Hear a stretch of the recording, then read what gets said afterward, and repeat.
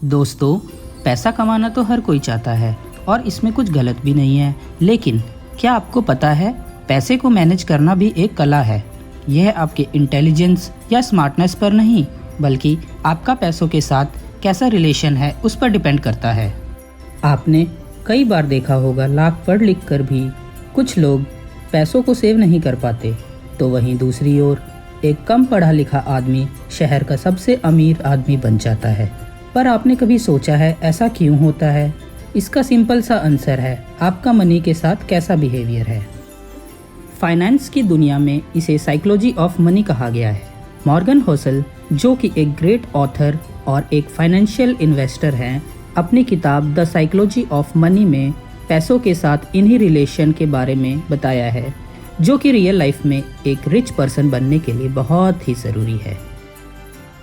ऐसे ही कुछ important lessons को जानने के लिए बने रहिए वीडियो के एंड तक, और अगर आप इस चैनल पर नए हैं तो सब्सक्राइब करना ना भूलें। तो चलिए शुरू करते हैं। मॉर्गन अपने फर्स्ट लेसन में बताते हैं रेस्पेक्ट योर मनी। इस लेसन में मॉर्गन दो तरह के माइंडसेट वाले लोगों की बात करते हैं, जिसमें पहला वो इंसान है जिससे मॉर्गन एक 5 स्टार होटल में मिले थे जब मॉर्गन वहाँ पार्ट टाइम वर्क किया करते थे।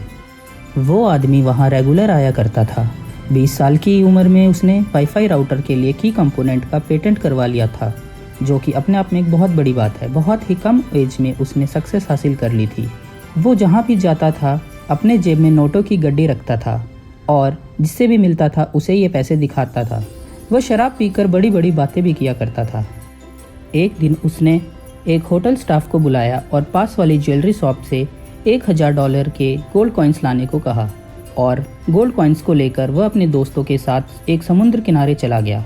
वहां जाके उसने एक गेम स्टार्ट कर दिया, जिसमें कि जो कॉइन्स को सबसे दूर फेंकेगा वो ही गेम का विनर होगा। और उसने ऐसा करते करते सारे गोल्ड कॉइन्स को पानी में फेंक दिया, जैसे कि वो कोई पत्थर के टुकड़े हो। अब आप खुद ही सोच सकते हैं ऐसे बिहेवियर के साथ कोई कितना आगे बढ़ सकता है। बहुत जल्द ही ऐसे लोग बैंकरप्ट हो जाते हैं। तो वहीं दूसरी तरफ मॉर्गन बात करते हैं रोनाल्ड रीड की, जो कि एक दरबान था। वह एक छोटे से गांव में पैदा हुआ था और पला बढ़ा था। अपने परिवार का वो पहला इंसान था जिसने हाई स्कूल तक की पढ़ाई की थी, और उससे भी मज़ेदार बात यह है कि वह रोज़ स्कूल पहुंचने के लिए लोगों से लिफ्ट लेकर जाता था। रोनाल्ड एक साधारण ज़िंदगी जी रहा था। 25 साल उसने एक स्वीपर और गैस स्टेशन पर मैकेनिक का काम किया। 38 की उम्र में उसने 2 बेडरूम का घर खरीद लिया और अपनी पूरी ज़िंदगी उसी घर में गुजार दी। 92 साल की उम्र में जब रोनाल्ड की डेथ हुई, एक खबर ने सबको चौंका के रख दिया। मीडिया में तो हेडलाइन बने ही थे, वर्ल्ड में भी चर्चे होने लगे थे। इसका रीज़न ये था कि मरते समय रोनाल्ड के पास 58 करोड़ की संपत्ति थी, जिसमें से 43 करोड़ की उसने मरने से पहले ही चैरिटी कर दी थी, और बाकी के 15 करोड़ अपने बच्चों के लिए छोड़ गया था। एक्चुअली फाइनेंस की नॉलेज ना होते हुए भी रोनाल्ड ने ब्लू चिप स्टॉक में इन्वेस्ट कर दिया था, और इतने समय के बाद पावर ऑफ कंपाउंडिंग की वजह से उसकी छोटी सी इन्वेस्टमेंट एक बड़े अमाउंट में कन्वर्ट हो गई। मॉर्गन कहते हैं यह आपके ऊपर है कि आप मनी के साथ कैसा रिलेशन रखते हैं, रोनाल्ड रीड जैसा या उस टेक्नोलॉजी एग्जीक्यूटिव जैसा जो कि पैसे की कोई कदर नहीं करता। आपकी इसी साइकोलॉजी से पता चलता है कि आप अमीर बने रहेंगे या नहीं। ज़रूरी नहीं है कि आपके पास फाइनेंस की सारी नॉलेज हो तभी आप एक वेल्दी पर्सन बन सकते हो। आप अपने कॉमन सेंस और पैसों के प्रति सही अप्रोच से भी एक वेल्दी इंसान बन सकते हैं। मॉर्गन जिस दूसरे लेसन की बात करते हैं वो है नेवर एनफ, यानी कि अपनी इच्छाओं को बदलते रहना और कम में ही संतुष्ट हो जाना बहुत ही अच्छी बात है, लेकिन साथ ही साथ एक लिमिट डिसाइड करना भी उतना ही ज़रूरी होता है। क्योंकि मनी के साथ प्रॉब्लम ये है कि आप हर समय उसके बारे में सोचना शुरू कर देंगे और हमेशा उसे ग्रो करने के तरीके ढूंढने लगेंगे, तो कब आपके डिज़ायर्स लालच में बदल जाएंगे आपको पता भी नहीं चलेगा। और साथ ही साथ ये आपके मेंटल हेल्थ पर भी नेगेटिव इम्पैक्ट डालना शुरू कर देगा। मॉर्गन इस लेसन को और अच्छे से समझाने के लिए दिल्ली में रहते एक अमन मेहरा की लाइफ का एग्जाम्पल लेते हैं। वो कहते हैं कि अमन बचपन से ही अनाथ था, लेकिन इसके बावजूद भी उन्होंने 45 की उम्र में एक बड़ी कंपनी के CEO के पद को हासिल कर लिया था। उनके पास 2010 के दौरान कुल $100 मिलियन थे, जिसे वे चाहते तो बैंक में रखकर इंटरेस्ट इनकम के जरिए सिर्फ बैठे बैठे कुछ ही समय में 10 लाख रुपए कमा सकते थे। लेकिन अमन को लगता था अभी भी उनके पास एनफ मनी नहीं है, अभी उनको और ज्यादा अमीर बनना है। उस वक्त वो सन फार्मा इन्वेस्टमेंट बैंक के डायरेक्टर थे। उनके पास इतना पैसा होने के बावजूद वो लालच में आ गए और उन्होंने ज्यादा पैसा बनाने के लिए इल्लीगल रास्ते अपनाने शुरू कर दिए। वो जब भी अपने कंपनी की बोर्ड मीटिंग होती थी उसमें प्रेजेंट रहते थे और जैसे ही मीटिंग खत्म होती वो मीटिंग के सीक्रेट डिसीजंस बाहर लोगों को जाकर बेच देते थे। ऐसा काफी दिनों तक चलता रहा, लेकिन जब बोर्ड डायरेक्टर्स को ये बात पता चली तो उन्होंने अमन के खिलाफ करप्शन केस फाइल कर दिया और जल्द ही अमन को सजा हो गई। ऑथर अमन का एग्जाम्पल देके हमको ये बताना चाहते हैं कि फाइनेंशियल गोल्स को सेट करना, उनको पाने के लिए मेहनत करना और अंत में उसे पा लेना बहुत ही अच्छी बात है, लेकिन अपनी भूख को बढ़ाते जाना और उसे ऐसे लालच में कन्वर्ट कर देना कि आपको फील ही ना हो कि आपके पास एनफ पैसा है और ज़्यादा से ज़्यादा पैसा बनाने के लिए इलीगल वेज का सहारा लेना आपके फाइनेंशियल लाइफ के साथ साथ आपके सोशल लाइफ को भी बर्बाद कर देगा। ऐसा बहुत से लोगों के साथ हुआ है, फिर चाहे वो अमन मेहरा हो या फिर हर्षद मेहता। इसीलिए जल्द से जल्द ये डिसाइड कर लेना बहुत ही ज़रूरी है कि कितना पैसा आपके लिए एनफ है जिसमें आप एक बेहतरीन लाइफस्टाइल जी सके। अब आते हैं थर्ड लेसन पर, the compounding of money. Morgan कहते हैं एक रिच, सक्सेसफुल और वेल्थी बनने के लिए ये बहुत ही ज़रूरी है कि आप पावर ऑफ कंपाउंडिंग को समझें।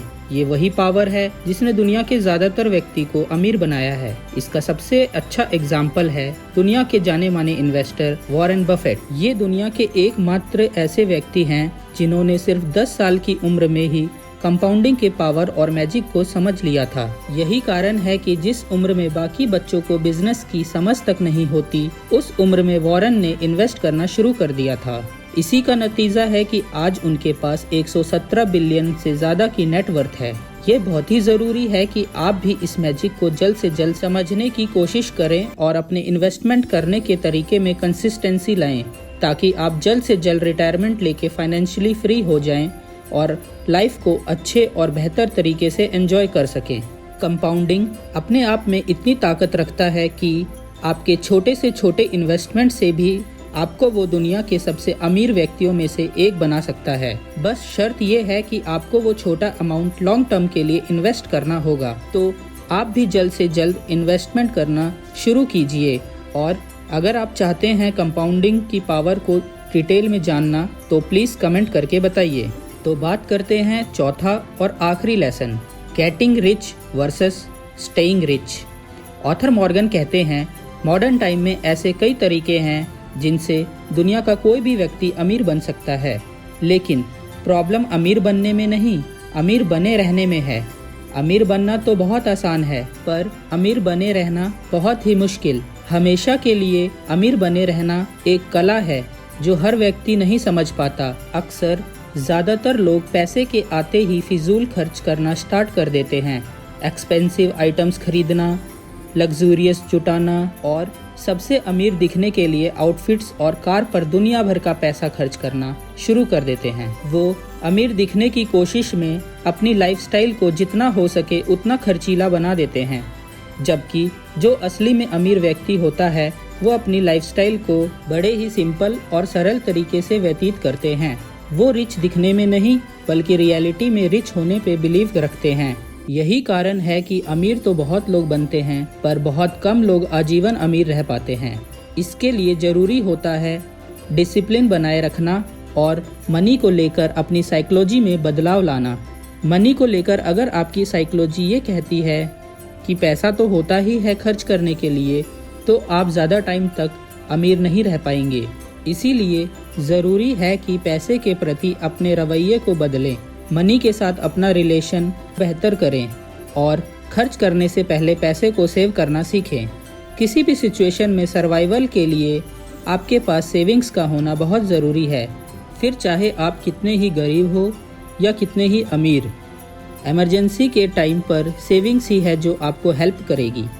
लो से लो इनकम और हाई से हाई इनकम वाले व्यक्ति के पास एक सेविंग्स ही होती है जो उसे अमीर बनाए और हमेशा अमीर बनाए रखने में मदद करती है। इसलिए हमेशा उन्हीं चीज़ों पर खर्च करें जिसकी आपको बहुत ज़्यादा ज़रूरत हो। फालतू की सभी खर्चों से दूर रहें तो अच्छा है। ज़रूरी नहीं है कि आप अमीर हैं तो आपको मार्केट का हर ट्रेंड फॉलो करना है। इसका सबसे अच्छा एग्जाम्पल खुद वॉरेन बफेट है, जहां आज के ज़माने में हर व्यक्ति को लग रहा है कि उसके पास आईफोन है तो वो अमीर व्यक्ति है और लोगों में होड़ लगी है महंगे से महंगे फ़ोन खरीदने की। तो वहीं दूसरी तरफ वॉरेन बफे हैं जो आज भी इतना पैसा होने के बावजूद एक सिंपल सा कीपैड फ़ोन यूज़ कर रहे हैं, क्योंकि उनका मानना है कि उनको आईफोन की कोई ज़रूरत ही नहीं महसूस होती, तो मैं क्यों आईफोन ख़रीदूं और यूज़ करूं।